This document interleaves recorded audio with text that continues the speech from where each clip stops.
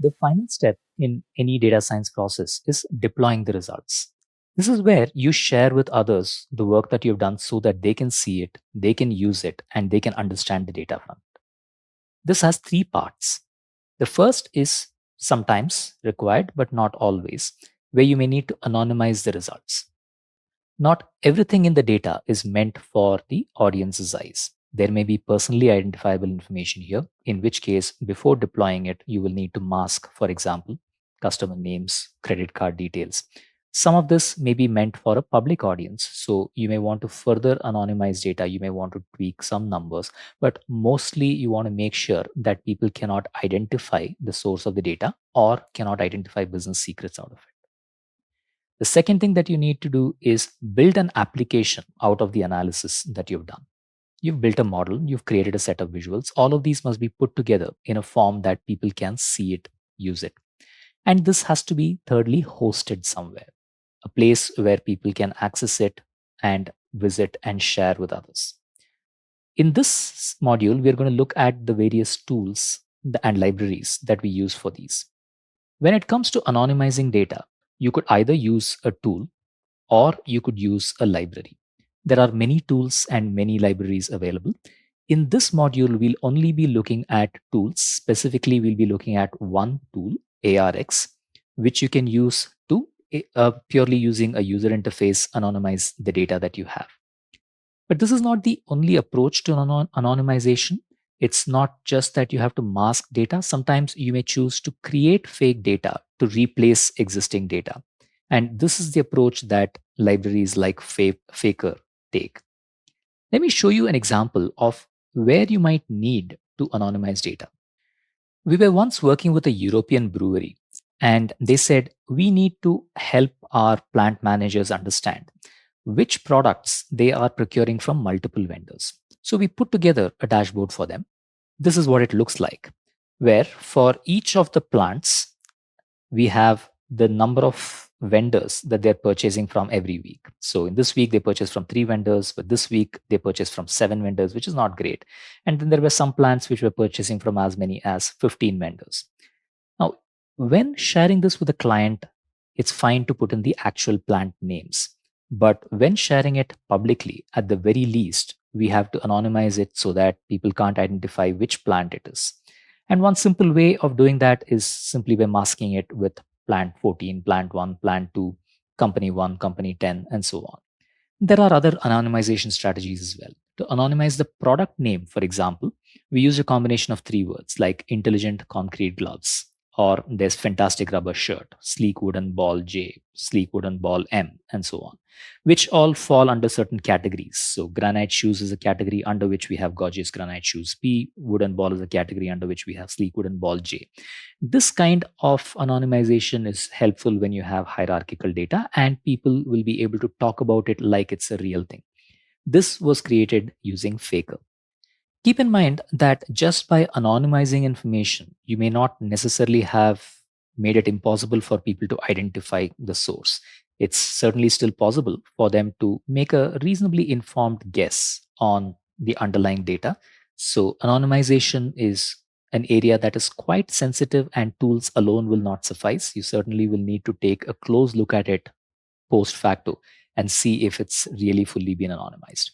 Some of the industries where anonymization is critical are in, let's say, pharmaceuticals, where people run clinical trials, they get information about the person, but when submitting to a regulatory authority, they have to make sure that all personally identifiable information is removed. Financial services is another, where at the very least, the account details of the person and certainly their names, anything that forms part of the know your customer mandate is anonymized before sharing it, even within the employees or within departments. And this is true with regard to pretty much any kind of data that has information about a person. The second thing that you want to do as part of deploying the results is building the app itself. Now, there are many ways in which we can build an app, and a data app is typically built in one of 3 ways. It could either be through a notebook. You've seen notebooks through this course, and some places where you might create a notebook are on Kaggle or on Google Colab or just Jupyter notebooks on your own system. The advantage is that you're coding, you're seeing the results live, you can go back, change anything that you want, and then just save it. This becomes an app that someone else can take and use by making changes to it themselves. It's certainly easy for the person to create it. It's a little harder for the person to use it because they need to be familiar with coding and creating apps on their own. A slightly easier way of doing this is where you create a data app where you use libraries that are particularly meant for making it easier for users to consume this. Streamlit is an example in Python. Shiny is an example for R. And these libraries make the work of the developer a little harder, of the data scientist a little harder, because you've got to now think about how the user is going to use it. But they provide a number of widgets that allow the users to change the inputs, for example, and automatically change the output. So your coding environment isn't changed too much, but it takes the user a step further towards understanding it. The most user friendly but least developer friendly approach is that of building a full fledged web app. Here, you think about how exactly the application needs to be seen, be used. You think entirely from the user perspective and do whatever it takes to build the application. And libraries like Flask, Tornado, these are quite commonly used to build such applications. In fact, Jupyter itself is an application that's built on top of Tornado. Let's take a quick look at what a Streamlit app looks like. That's the one um, um, tool to build an app that we're going to be covering in this course. I'm now on the Streamlit IO gallery, and there's an Analyze Your Goodreads Reading Habit, which is an app that allows you to pick any Goodreads profile and share the reading history. So that's mine. It says just type in this and press enter. So I'm going to do that. First, let me copy my Goodreads user profile, paste it again here, and press enter. Now it's analyzing the reading history. Did it? Yeah, it's still running. Okay, here's the result. It says I've read about 200 books across 83 authors, close to 50 books last year, and the books were mostly published between 95 to 2020, the ones that I read. I typically rate most books 3, but a few above average and very few exceptional, very few really bad.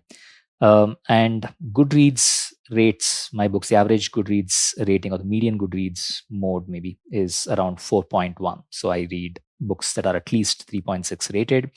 The book length distribution, most books are around 300 to 400 pages, but I have read The Rhythm of War, which is 1270 pages. That's the outlier here. And most books I typically finish in about, or on average, I finish books in about 6 days, but there are books that have taken me 4 months as well, and so on. Now, all of these are widgets that Streamlit creates, which you can change based on the data. And here is an example of an input or a drop down that you can create, which makes it easy for someone to take a Python application or a Jupyter application and expose it as a web application. Once you've built the application, now you need to host it somewhere so that people can access it. One simple way of hosting applications is just by hosting the content. Say you have a Jupyter notebook, put it on Google Drive. Say you've created a static web page, put it on GitHub. If you've created an Excel file, put it on Dropbox, put it on Office 365. And people can then view the content if it's a web page or download the content and use it. That's the simplest way of hosting the app, but also limits the flexibility for the user. A little better than that is where you have a platform that can host specific apps. So you've built a Python app, you've built a JavaScript app, you've built an R app. There are platforms like Heroku or Glitch where you can upload just your app. They're tuned for these specific languages and you can host the app there. But sometimes that in itself is not enough. Perhaps you may want control over the underlying infrastructure to be able to manage multiple applications. Let's say you have an application to pull data from SAP, and that requires an SAP connector. Or let's say you have an app that runs a Windows application. So you do need it to be on a Windows machine and run specific Windows automation. In that case, you need to go for an infrastructure option where what you get is a virtual machine, not just a place to host apps. This means you're taking on more of the burden of running the machine, managing the network connections, and so on. Services like AWS Azure make it reasonably simple, but this is still more effort but more powerful than just hosting apps. In this module, we look at what an app hosted by Heroku looks like and how you go about building one. To quickly give you a feel, Heroku has platforms where you can host applications in a variety of different languages. Here's how you run it in Python. You pretty much build an app using, let's say, Flask, for example, add some configuration to it, and then run a command such as Heroku create and then push into a specific branch. Heroku then will allow you to deploy it into your own application space. To get a feel for what something like that looks like, here's a Heroku app that runs Wordle. It's deployed at wordly.herokuapp.org, and I can type in whatever, let's say, enter, and it tells me which of these I got right. And which of these I got wrong. And in this case, clearly I'm not doing a good job on Wordle, but this is a relatively simple, but at the same time powerful way of deploying applications, hosting applications. The work of a data scientist usually ends here, but the work of a developer doesn't really end here. Quite often, you will have the need to secure the application, to scale the application. And these are things that are often part of what's called DevOps, or operations for development. On the other hand, the first three are broadly subsumed under what one would call MLOps, or machine learning ops, where you're looking at just up to the point where people can start using it and you're automating most of the results. Both of these are rapidly developing areas. In this module, what I'd like you to do is just take a broad glance at the tools we'll be covering: ARX, Streamlit, and Heroku. Try them out, but don't be focused too much on the specifics of the tools. Take a look instead at what it is we are trying to accomplish, what are some of the other tools in the space, play around a bit more with them. And when the time comes for you to actually apply these, you will find that you have a much broader understanding and an idea of what to use when.